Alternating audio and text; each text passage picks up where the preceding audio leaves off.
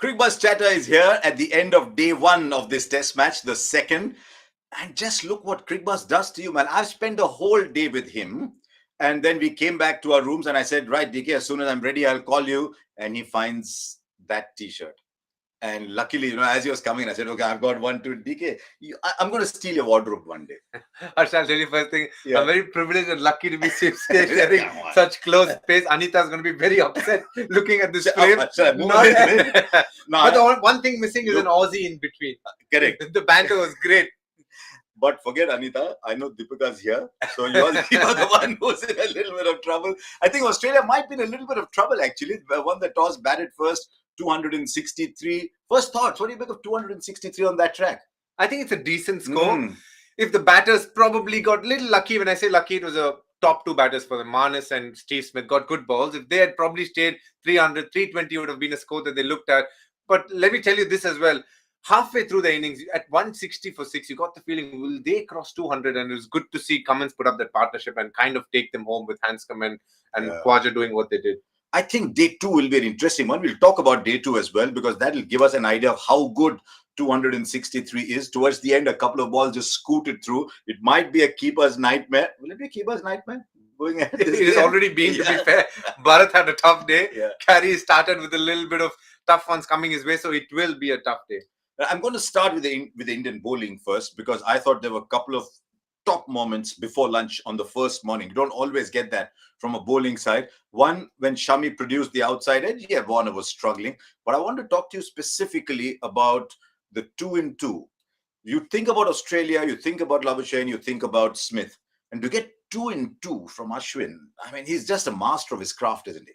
Oh, absolutely. At the peak of his powers, is interesting. He's coming probably to the fag end of his career, but the kind of hold he has over Aussie batsmen and these kind of pitches when the odd one goes straight, the one that turns in, and he's playing with subtle variations. We spoke about it on air, and it was brilliant the way he is able to flummox batsmen out, not only with the regular off spin that goes with the turn and hits the pad or bowl, but the one that goes straight through and having control over that.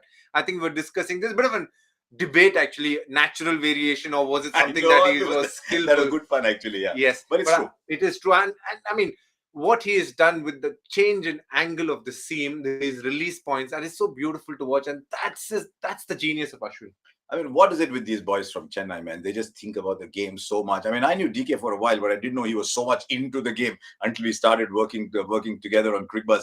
But then after as well, I thought Rohit Sharma used the fast bowlers well. He kept giving them little spells. I think he was searching for reverse.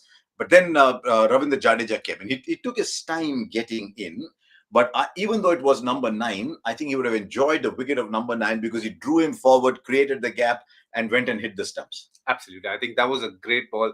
The ball to Todd Murphy. I think that is something he'll be really proud of. The amount of turn he was able to get from the 4th stump. Now, when the ball turns from the 4th stump to a left-hander, it tells me that this wicket is not going to be easy to defend, because you're always worried about bat pad. He bowled really well. But I really felt Shami set the tone, just like you said, that first wicket of Warner. Yes, he was tentative, Warner, but some of the bouncer barrage that he faced, we are used to being at the receiving end to see the Aussies be under pressure with the short ball. It's a tough wicket to play short balls because it doesn't bounce enough. It was just great to watch. Mohammad Shami did a brilliant job, and his wickets column looks great with 4, but I also personally genuinely thought that Siraj bowled brilliantly as well. Yeah, he did. And Siraj is not 145 or whatever, but I just thought he used the bouncer really well. He hit Warner twice. Warner just didn't seem himself. I mean, that can happen to the best of players as well. And you felt a little bit for Akshar, but when you're the third spinner in the side, you have to make the best of whatever comes your way. So 263, I thought India's spinners bowled absolutely bowled brilliantly. But as it goes along, they'll probably bowl even better. It left 9 overs, and it was a tricky 9 overs.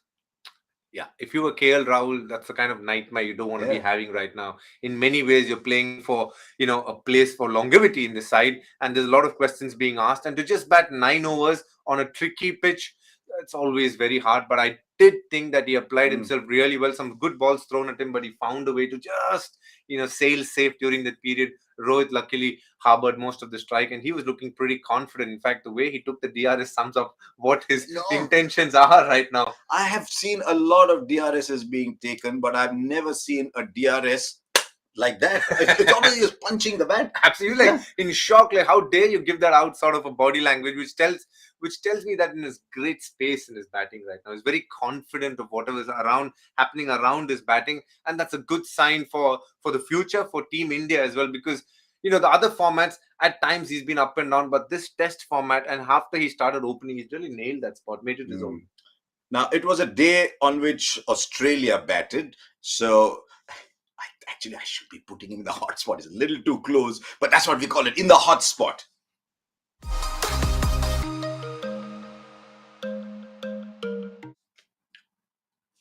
Right, DK, in the hot spot, do are Australia losing the ability to grind it out? And it was interesting because in the commentary box, just looking at the reactions of Matthew Hayden, looking at the reactions of Mark Waugh, both 100 test players, they expected Australia to get 320 that you talked about earlier. Are they losing that ability to just grind it out in difficult conditions? To a point, yes. I think that takes a lot of skill as well to grind. What does grind basically tell me is you got to defend those good balls out, and that takes a lot of skill, especially with the advent of white ball cricket, the T20 format. The ability to defend, on tough pitches, tough conditions, and probably world over is reduced to a point where it can be very challenging. But it was great to see Hanscom to do that today. I think he played that beautifully. From the time he came into the crease, very assured of his defense and putting away balls square of the wicket and with aplomb consistently. Whereas Khwaja took the other way out, the ones that Mark Waugh and Matthew Hayden consistently talk about, showing aggression, showing intent. But with that comes a lot of risk as well, because you're playing high risk shots like sweep and reverse sweep in a Delhi wicket, which is not going to bounce much and probably is turning a lot. Those are high risk shots, and he perished to one as well. And you can see, and why Australians will find it hard is, a big example is Alex Carey. Last game against Nagpur, he came out swinging with all his sweeps. And this game, he's decided that maybe not. He's practiced the defense. He wants to back it. And he gets one beautiful ball first up. Not much a left-hander could do with that. Now he's going to be sitting in the room thinking today, should I take the route that I took in Nagpur, which I think he will in the second innings, or should I back what I just did in the first innings in Delhi? It's going to be a hard one, but I do feel the way to mix it up is what makes great players very good. I mean, good players great, and that's what a Steve Smith would do, or a Manas Labuschagne is expected to do. I mean, you look at on that card, you saw Usman Khwaja 81. He's coming off a great series in Pakistan some time back.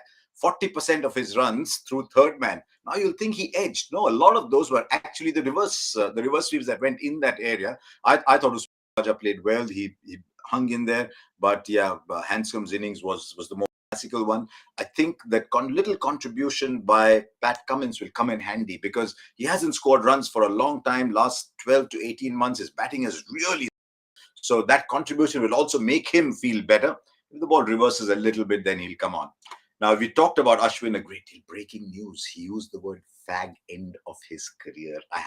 I'm thinking of sending a little WhatsApp to Ashwin and then just sitting watching their conversation after that. But yeah, I mean, he's 35, 36. What about at the other end? We looked at the all-rounder figures for Jadeja. Better batting average than Botham. Better bowling average than Ian Botham. I would say that he's played in friendly. You could have all kinds of disclaimers to it, but 2,500 runs, 250 wickets. That is some career now. I mean, you know him. You know him, right? Yeah. Colossal is a word I can probably attribute to the way he's grown as a player in his career. People didn't expect him to do what he's done. If at the start of his career they told him, you're going to score 2,500 runs and 50 wickets, I think he'd be very proud of that. And I think he should be really proud of his career. The way he's done it as well, upping his game from 2018 with the bat especially. He's always been very consistent, and he's interestingly become the go-to man. When India goes abroad, he seems to be the guy that they pick in the 11 ahead of an Ashwin at times, and he's been that kind of a player. But his meteoric rise in his batting since 2018 has been phenomenal to watch, and he is a player who keeps constantly surprising you, because when you see him on a given day, you'd feel like, what is so special about him? But I think it's the grit, the determination, and the application, and he keeps things very simple. We hear a lot of great players talk about it. Keep the game simple, and he, I think, does it to a T a lot of the times. I'm very happy that his batting has come the way it has. And I'll repeat a story from some time back. I think it was at an airport after one of those Champions League games in South Africa. He was still a young kid. And I said to him, every all-rounder is one thing first. He's either a batter who bowls or a bowler who bats. And I said, you've been bowling well, but what do you rate yourself as? And he looked at me perplexed and said, but मैं तो batsman हूँ. So all along, he's looked upon himself as a batter, but it's not easy in a batting heavy Indian lineup to discover yourself as a batter. And that is why I'm so happy that he's come along the way he has. And him and Ashwin are just such a fantastic combination. But one of the things that struck me about Nagpur was that Australia were playing a reactive game. They were not setting the pace. They were reacting. They were almost searching for demons. I was very curious to see the team that they picked here. Did you think they would pick only one pacer? I must admit I was a little surprised, but not entirely surprised, because I thought, look at their options. They have Mitchell Starc, who's just probably landed, who's not fully fit. Josh Hazelwood hasn't recovered. Scott Boland was good, bowled well, but wasn't effective in terms of picking wickets. Correct. So what are they going to do? They were definitely Green was not available. Green was not available. So that leaves them with the fact that either they can go in with the same Boland or they put in another spinner, especially a left-arm spinner. They should have net bowlers and like Natarajan given one debut and pick up 3 wickets. Yeah. But they don't have the luxury that India has in terms of talent, I guess you have to say. But in the little time that he's bowled, I think he's bowled well. He looks very impressive. I think Indians will play him very differently tomorrow, lot more aggressively.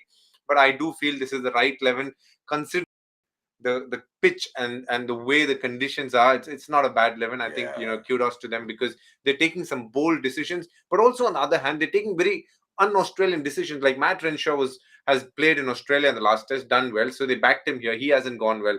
They replaced Travis Head again with Matt Renshaw. So these are alarming questions. And from what I'm hearing, Ashton Agar doesn't probably feel he's bowling that well. So he in many ways has literally not opted out, probably telling people that it's a better option to put Kuhnemann for the moment. And those are interesting decisions. I mean, Australia's not a very spin-heavy country. And Kuhnemann was not in the top 4 that were picked.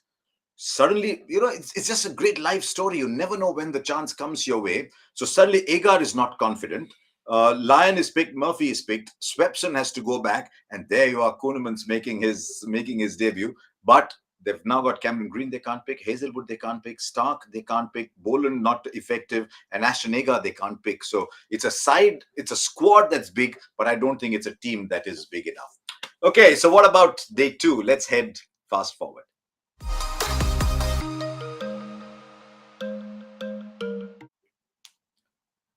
Usman Khwaja said at the end of the day's play, he said, I think 263 is a decent score, but we won't know until India have batted on it. There are 2 things that were worrisome, but India's got a deep batting lineup, so I'll put both to you. 2 balls crept along. That had only happened once or twice when India were bowling. There were 2 balls, I think, when India were bowling, but 2 crept along. Does that suggest that this track is now starting to move a little quickly, or will India be able to counter that effectively? I think India will be able to counter that to a point. And I say that because I think at the end of the second session tomorrow, you will see a lot more things happening, especially as we close in on day 2. I think there'll be a lot more things happening. But the first 2 sessions, India should be able to bat and hopefully bat at a good run rate, because that will help them get close to the score that Australia has scored. And I feel India will approach a far more aggressive approach, especially playing the spinners. The 2 key bowlers for them, for me, is going to be Nathan Lyon. He needs to stand up, and he can, because he overspins the ball. There is turn on this wicket. He's seen Ashwin do it, and the fact that he will bowl round the wicket will obviously put pressure on the right-handers to defend the right one and make sure they knock away the other ones. And Matthew Kuhnemann, we speak about the ball keeping low, but for me, Matthew Kuhnemann is one that took the edge of Rohit, went to a deep point for a single. Those are tricky deliveries for right-hander to face, because you don't know which one is coming straight, so you're always playing for that. But if the turn if the ball jumps from there, then you're always under pressure if they have 2 slip fielders there. So these are the areas that I would look at. Kuhnemann and Nathan Lyon have to deliver tomorrow for Australia to have a good day. And remember, if tomorrow could well be the moving day, if India can, let's just say, suppose India make 300 for 6 in the day. You're 320, that means you're 60 ahead, 4 in hand. What is a good lead that India should aim at? Obviously, you make 400, then the game is done. But What will be an interesting game is if India make 290, 300. That's not a lead that's enough because you have to bat fourth. Or maybe you're looking too far ahead. Let me. We'll talk about that tomorrow. We are doing tomorrow's fast forward today. So there you are. Just one last thing before we finish for today. The end of what has been an excellent test match so far. I remember DK saying when we were in the studio in Cricbuzz that in the white ball game, it must tilt towards the batter. In the red ball game, it must tilt towards the bowler. It has tilted towards the bowler. Who is ahead? At this point of time, Yes. I promise you, I would love to give an honest answer, but it's even Stevens. And I say that because we have to wait till India bats. 263 doesn't look big, but on this pitch can look really big if a few wickets falls. And on the other hand, if there's a partnership and we have Pujara who's playing his 100th test and we all wish him the best and we genuinely wish he gets 100, which would be great. But even if he gets a formidable score, 260, even if just like what you said, if India managed to get 320, 330, 60, 70 run lead could be very handy. Because the last thing Team India would want is scoring over 150 in the last innings. That can be a challenge. Now, since he brought it up, I was about to say goodbye, but since he brought it up, the issue of Pujara is one of the most likable players going around. He's very admired player with what he has to go and play 100 test matches. What are the word Ashwin used for him? For beast? Mirugam. Mirugam. Mirugam, what? It's a beast. It's a scary beast. It's a stubborn beast, which he is. So we've just had on the program him addressing his two friends. One he said fag and one he said he's a stubborn beast. But that's what the word is. So there you are. That's the end of day one. My view is maybe India marginally ahead, but I'll bow to Karthik who's played on this track before. We'll catch up with you at the end of day two. I promise you my gut feel is that day two could be the deciding day in this game.